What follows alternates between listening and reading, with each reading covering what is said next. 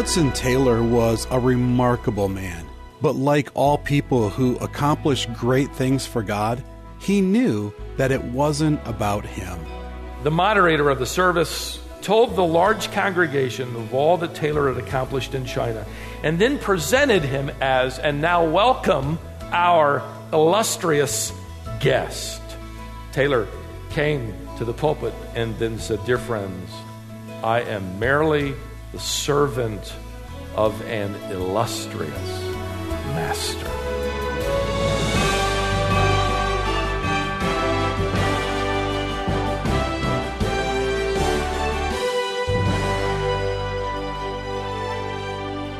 Hudson Taylor had a perspective on his life that we should share. His ministry was never based on how great he was. It was rooted in how great God is. As he determined to follow God faithfully, God gave him opportunities for ministry, but it was difficult. Imagine witnessing a riot every time you went to church. Imagine being threatened by angry mobs on a weekly basis. Things that we would consider extreme persecution were commonplace for Hudson Taylor. This is Wisdom for the Heart, and as Stephen continues through his series called Legacies of Light, we come today to the life and ministry of this great missionary. You're about to be challenged and encouraged by his story. Hudson Taylor was born into a committed home with Christian parents. And even though he was taught the Bible and was knowledgeable of basic doctrine, he was personally skeptical. By the time he turned 17, he was unaware that his 13-year-old sister had written in her diary that she would begin praying for her older brother 3 times a day. He was also unaware that one particular afternoon his mother had pulled away from friends to privately pray for his conversion. That same afternoon, Hudson Taylor later would write, "I happened to have a holiday, and in the afternoon I was looking through my father's library to find some books with which to while away the unoccupied hours. Nothing interested me. I turned to a basket of pamphlets and selected from among them a gospel tract that looked interesting, saying to myself, there will be a story at the beginning and a sermon at the end. I'll read the story and ignore the sermon." While reading the pamphlet, he writes, "I was struck with the phrase, 'the finished work of Christ.'" And he asked himself, why does this author use the expression, the finished work of Christ? Why not the atoning work of Christ or the satisfying work of Christ? Then the words that Christ uttered from the cross came back to his mind when he said, "It is" what? "Finished." John 19:30. But what was finished, he asked himself. It became clear, he would write, as I read further, that the debt was paid for my sin, a full and finished payment. And then the thought came to my mind, if the work was finished by Christ and the whole debt paid, what is there left for me to do?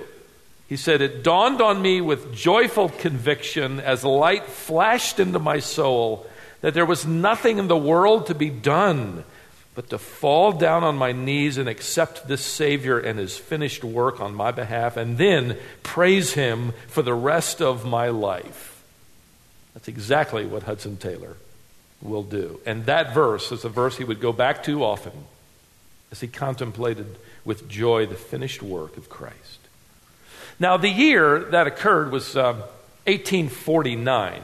In one more year, he would begin his medical studies. His plan was to go to the mission field and use his medical training to open doors there in China. So in order, though, to fully prepare for the hardships of missionary pioneering life, he moved into the slum districts of London called Drainside. He found that over time he could live off porridge and a little bread most of the week with meat occasionally. And then he used all his remaining money to buy medical supplies as he would personally assist those poverty-stricken people in his neighborhood.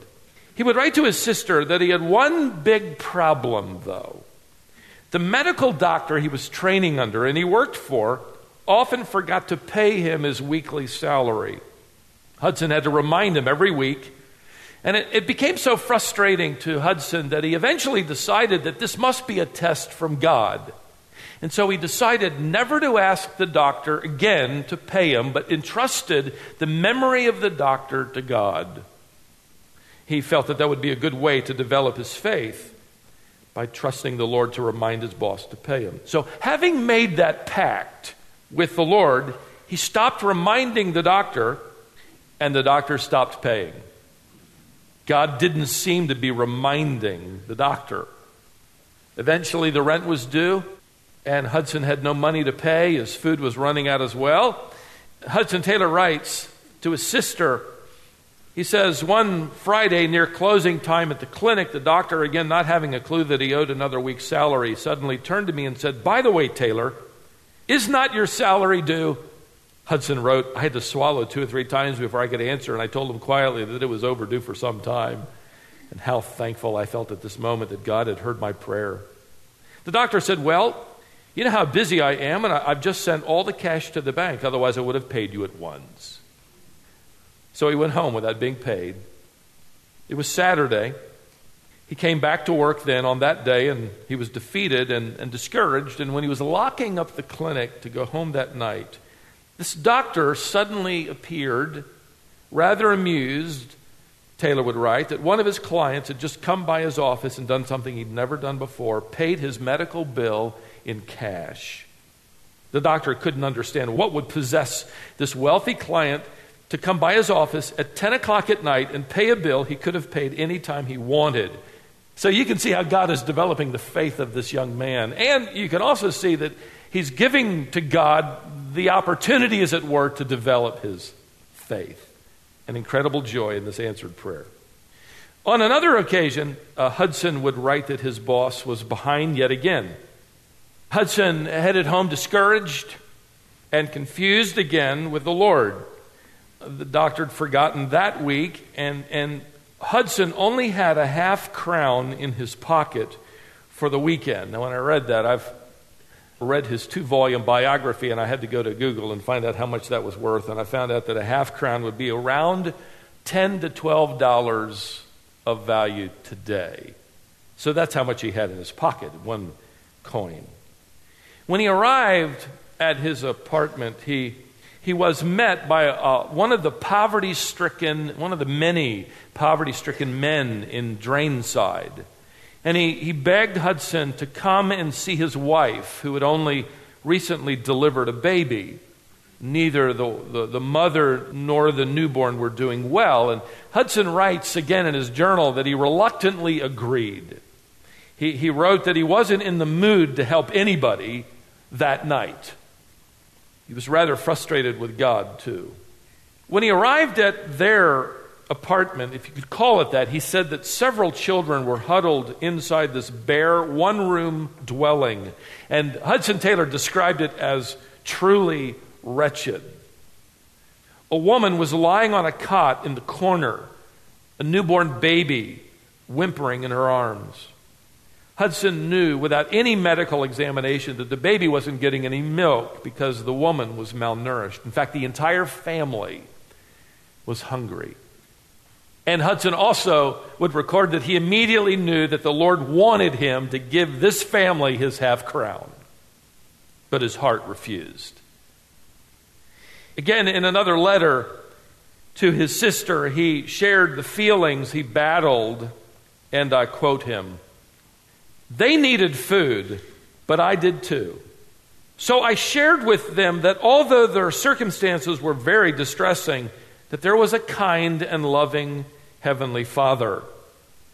And yet something in me cried, 'You hypocrite,' telling these unconverted people about a loving Father and not prepared to trust Him yourself." And he said, "My voice nearly choked at the thought." But still, he refused. Internally battling here. When the poor father knew there was nothing that could be done, he asked Hudson to at least pray with them before he left their apartment. And he agreed. So they all knelt down in that little room. While they knelt, Hudson Taylor says, the battle raged in my heart as I began to pray. And then he said, without any desire or joy, I finished my prayer, got up, reached into my pocket, and then pressed into the hand of that impoverished man my half crown. The family could hardly contain, of course, their relief and gratitude. Only then, he wrote, did the joy of the Lord flood my soul. I wonder how often we would do something if the Lord gave us the joy first. Okay, give me that joyful feeling, Lord, and then I'll give all my money away. I don't feel it, okay? Never mind. Well, he says, he goes on in his detailed letters, and fortunately he wrote detailed letters. He returned home, he ate his last bowl of porridge, finished off the rest of his bread, and before he got into bed, got on his knees and thanked the Lord that he'd been empowered to give everything he had away. And then he reminded the Lord that he was out of money too. And he was out of food. Later, the following day, an anonymous package without a return address or name arrived by post. The package contained a pair of winter gloves, and inside one of the gloves was 4 times the amount of money he had given away the night before. He would later write, how often my mind has remembered that incident and that lesson, that faithfulness to God in little things allows us to gain experience and strength for the more serious trials of life. Maybe you're there right now. Maybe you're in that test. This is what God is doing in your life as He deepens your faith and prepares you for perhaps even greater tests. Hudson Taylor will sail for China in 1853, and he will spend 51 years serving in that country. Let me give you just a couple of anecdotes from his days there. When he first arrived, and for the first several weeks, he realized that he had no respect among the people, and he couldn't quite figure it out. They seemed to mock him. It was only a little later that he realized that he was being disrespected, not because of his gospel message, but because of his Western apparel, especially among the young people who mocked him openly. His black overcoat had earned him the nickname, the Black Devil. And he didn't know it until a little later when he could finally understand a little bit. And so he went against all protocol. This is what is fascinating. He went against all protocol and advice, by the way, from others, and he decided to do something radical. He removed his Western clothing and put on the customary robe and slippers of a Chinese teacher. He even shaved the hair off his forehead to match the Chinese custom for teachers. I've done the same thing. Now you know why. Hudson wrote his sister the rather shocking details that would, about the scandal he created by doing that. Now again, he's literally shaving all the way back to right about here. Okay?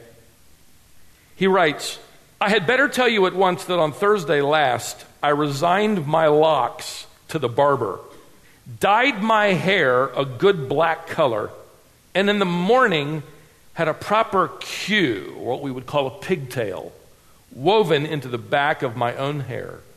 Then in Chinese dress, I set out, immediately gaining rapport among the people. However, the reaction back in England wasn't so sympathetic. In fact, he lost support as soon as people found out. It didn't seem to matter. In fact, he would eventually begin his own mission board, calling it the China Inland Mission. And by the way, he would become known for his sensitivity toward the Chinese culture and customs. His words are thought-provoking, as he will later instruct his missionary teammates. He said this, and I quote, "Rude people will seldom be out of hot water in China. And though earnest and clever and pious, they will not accomplish much. In nothing do we fail more as a mission than in lack of politeness. End quote. Something to remember in our own world as we deliver the truth, right? He would suffer greatly. One wife and several children would die from diseases. He would marry again only to experience the stillborn death of twin babies, a boy and a girl. He and those who served with him would be persecuted and often have to escape with their lives. In fact, Hudson one time made the comment that the China Inland Mission never established a missionary outpost without first surviving a riot. Imagine. And they would establish, by the way, more than 300 outposts. Imagine, frankly, it's challenging, a church planter in America being told that in order to be really successful, you'll have to survive a riot before your church takes root. Little wonder his testimony would influence so many thousands of people to consider giving their lives away to Christ.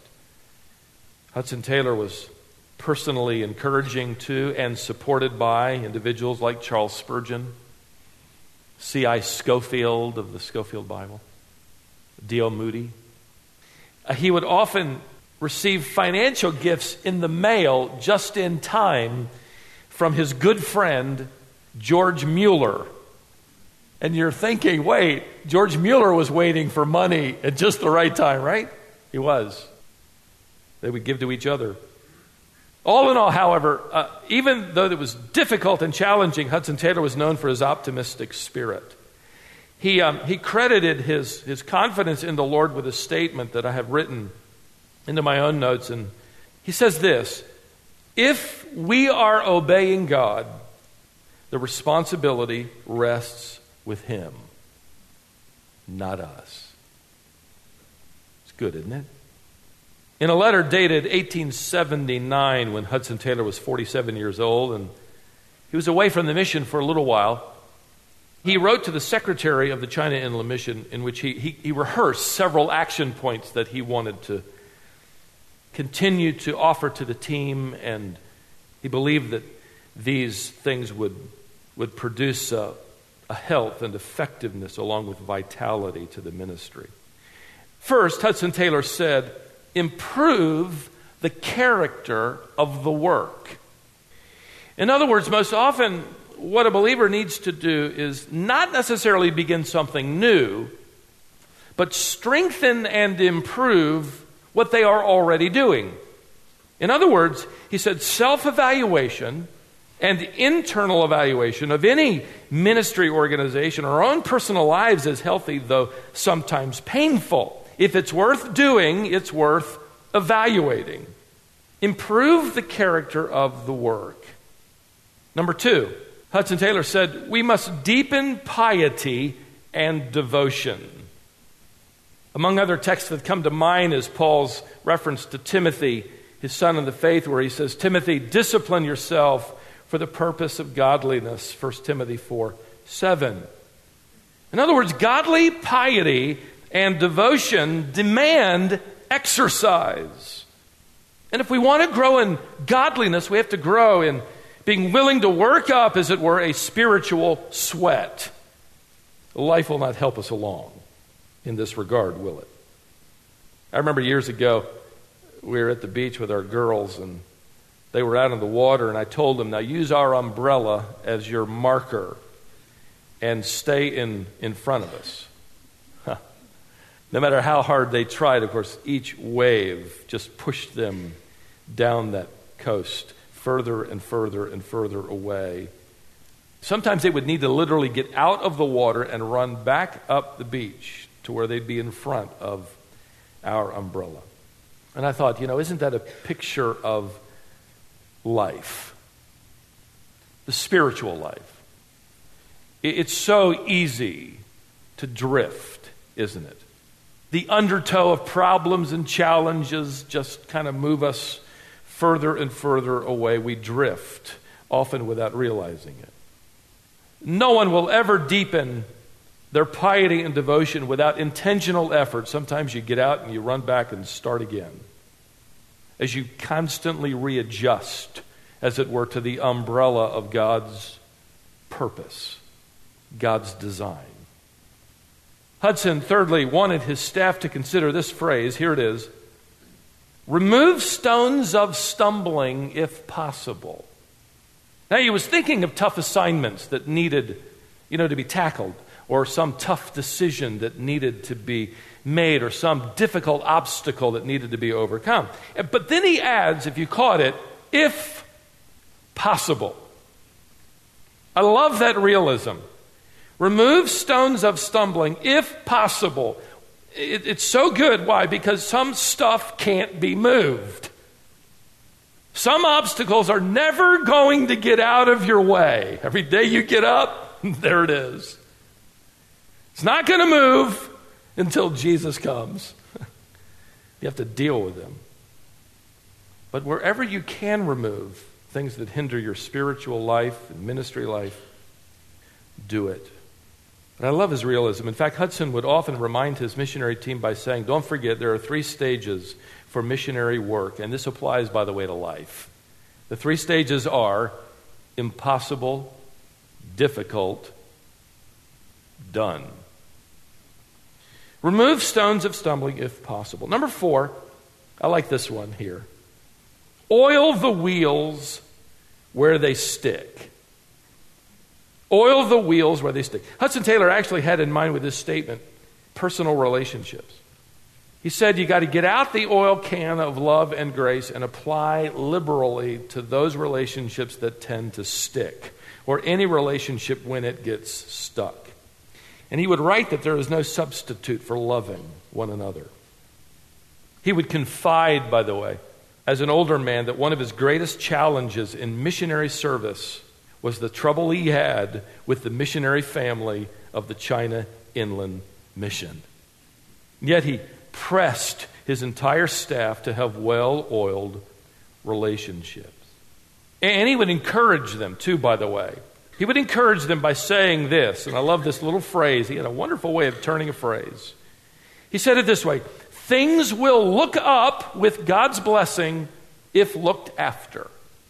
What a great blend of personal involvement and perseverance and trust in God. One more. Supplement what is lacking.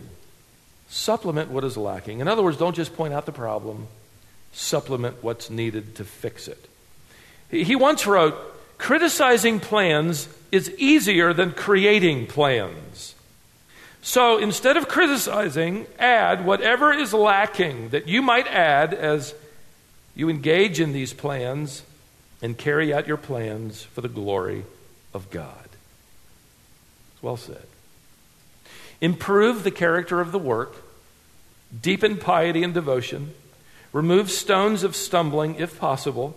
Oil the wheels where they stick. Supplement what is lacking. One of the things that you'll soon find very apparent in this man's life is that he was marked by a sense of joy and humility. He almost seemed surprised that God had chosen him for his glory. In fact, he would write on one occasion, I often think that God must have been looking for someone small enough and weak enough for him to use, and he found me. On one occasion, he was being introduced to speak at a large church in Australia. The moderator of the service introduced the missionary in eloquent and glowing terms, just the laundry list of everything he'd done. And he told the large congregation of all that Taylor had accomplished in China, and then presented him as, and now welcome our illustrious guest. Taylor came to the pulpit quietly for a moment and then said, dear friends, I am merely the servant of an illustrious master. In 1905, after having resigned as the head of the China Inland Mission, he decided to take one last tour through some of those beloved provinces, some of those towns and mission stations, and during that tour in China, he passed away. Over 51 years of ministry, Hudson Taylor would be responsible for leading nearly 1,000 missionaries into that vast country to give their lives. Together, they would plant hundreds of churches. They would start 125 different schools.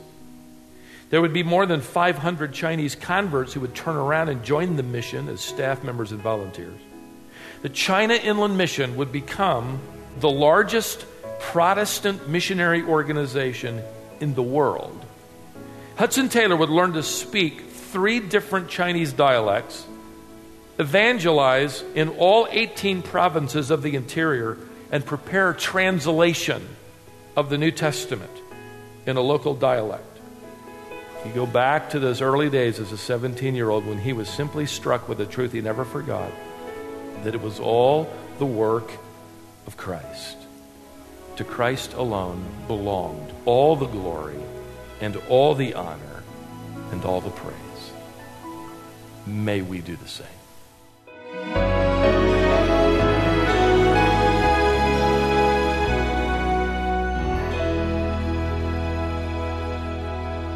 No matter what ministry God calls you to, your mindset should be the same.